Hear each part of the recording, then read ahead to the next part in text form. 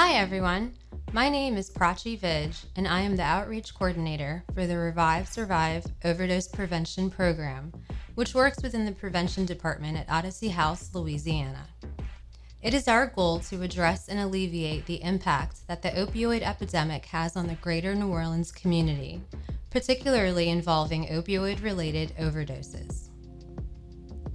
So what are opioids and what does an opioid overdose look like?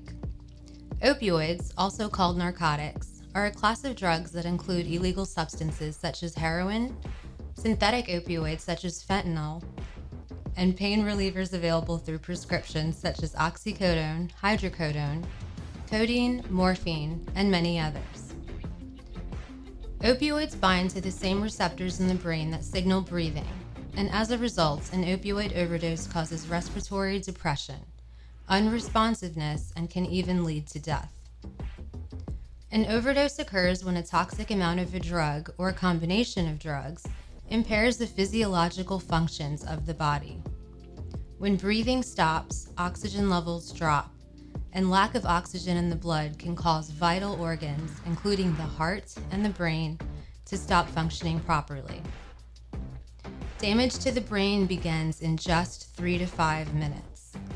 That is why, in preventing an overdose, quickly recognizing the signs and symptoms and taking immediate action is imperative. Once you recognize overdose symptoms, immediately call for emergency medical services, administer naloxone if accessible, and provide rescue breaths until the person overdosing regains normal breathing or until EMS arrives. What are the signs and symptoms of an opioid overdose? As you can see, there are 6 major signs and symptoms of an opioid overdose. Commonly, an individual may display blue lips or fingernails, or in darker complexions, they may be purple or ashy colored. The person may appear dizzy or confused, disoriented, or drowsy. Their breathing may be slow or weak, or they may not be breathing at all. The person may have difficulty staying awake, or they may not be able to be woken up at all. A quick and effective way to check if the person is not responsive is to perform a sternal rub. A sternal rub is applying a painful stimulus to a person that is unresponsive directly onto the individual's sternum by making a closed fist and using the knuckles of the closed fist, rubbing firmly and vigorously up and down the length of the sternum. It may seem as though the person experiencing the overdose has passed out, but during an overdose, because an individual experiences respiratory depression, breathing completely stops. A choking, gurgling, or snoring sound, often referred to as the death rattle, coming from their throat may also be heard. Remember, if you are with someone displaying these symptoms, they may be experiencing an overdose, so immediately call 911. So what is naloxone and how does it work? Naloxone is a medication that acts as an opioid antagonist and is an opioid overdose antidote. As you can see in the bottom right photo, it works by displacing opioid molecules from their receptors so that the effects of the opioids are immediately withdrawn. This can be an uncomfortable experience, and it is important that the individual receive medical attention immediately. Withdrawal symptoms can be as serious as having a seizure or vomiting, and the individual could potentially choke on their own vomit. The second reason it is critical that the individual receive immediate medical attention is rebound toxicity. Rebound toxicity means that once the naloxone, which stays effective for approximately 30 minutes, has worn off, the individual may still overdose. The effects of the opioid could last longer than the administered naloxone. Opioid molecules could reattach to the brain receptors, again causing respiratory depression. The individual could then go into a second or even third overdose. Naloxone is intended for an emergency response in the event of an overdose and is proven to be effective and easy to use.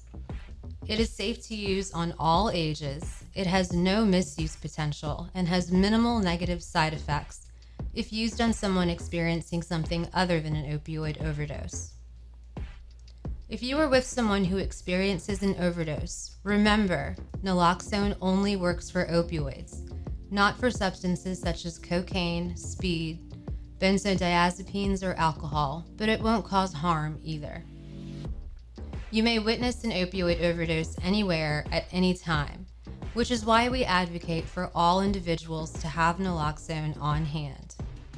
It is a valuable and life-saving medication in emergency opioid overdose situations. So what do you do if you are with someone that is experiencing an opioid overdose? There are 4 steps to take in the following order. Step 1, call 911. 2, administer naloxone. 3, begin rescue breathing. 4, check the person. Let's dig into each step. Step 1, call 911. It is important to report that the person's breathing has slowed or stopped, that the person is unresponsive, and to give your exact location. Step 2, administer the naloxone. Naloxone is currently available in 3 forms. The first form is intramuscular, and as you can see in the bottom right picture, comes as a liquid in vials.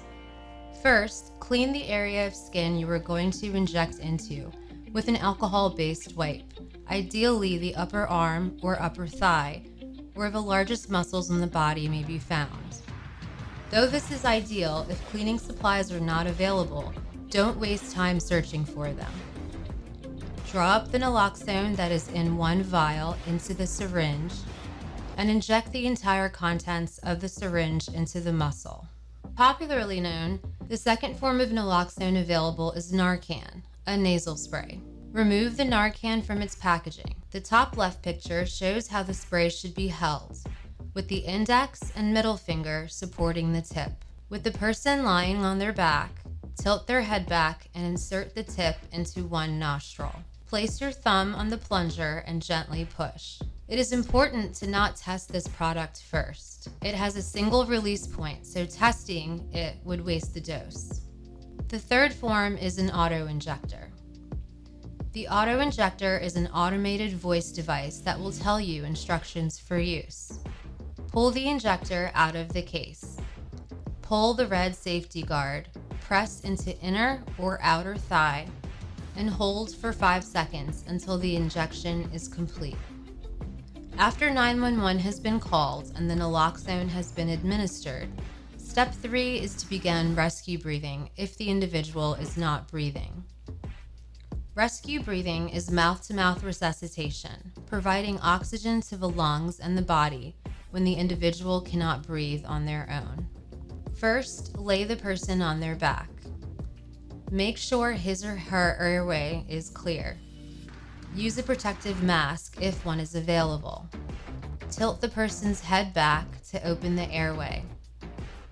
Seal your mouth over their mouth, pinch the nose, and exhale deep breaths into their mouth, making sure the chest rises, not the abdomen. Exhale 1 breath for 5 seconds for 2 minutes straight until revived or until EMS arrives. Step 4, check the person.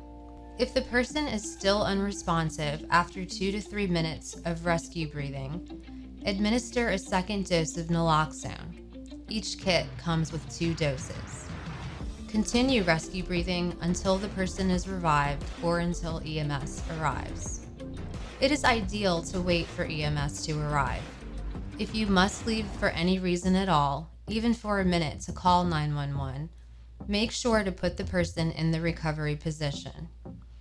As shown in this slide, lay the person slightly on their side, their body supported by a bent knee, with their face turned to the side.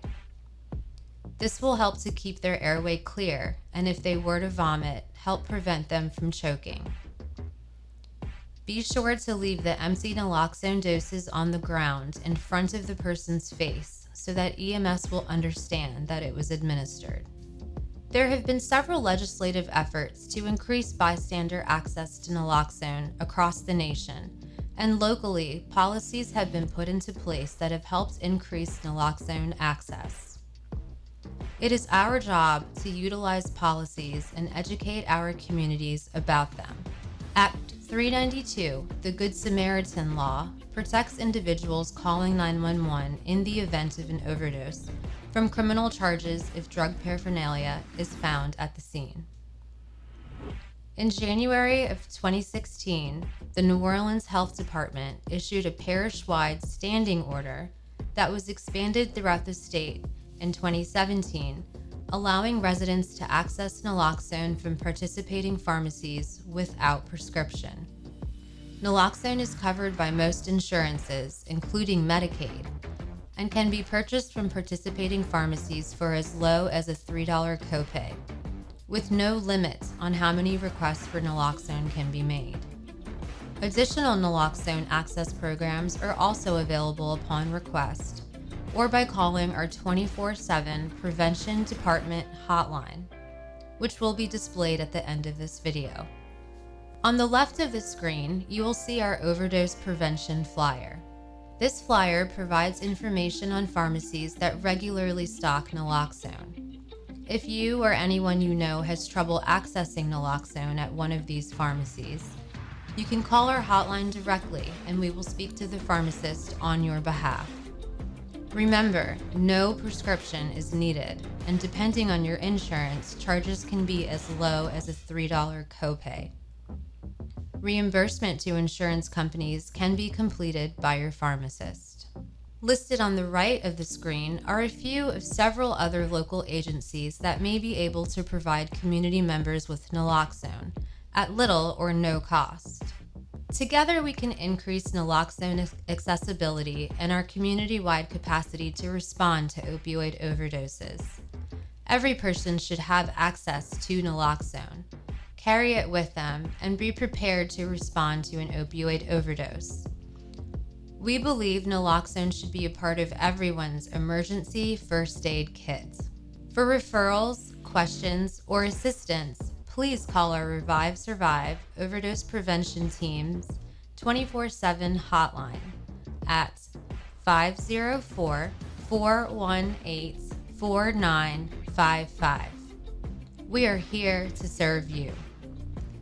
Please remember, in the event of an opioid overdose, we can all take care to save lives. Call 911, administer naloxone, perform rescue breaths. Everyone can do it.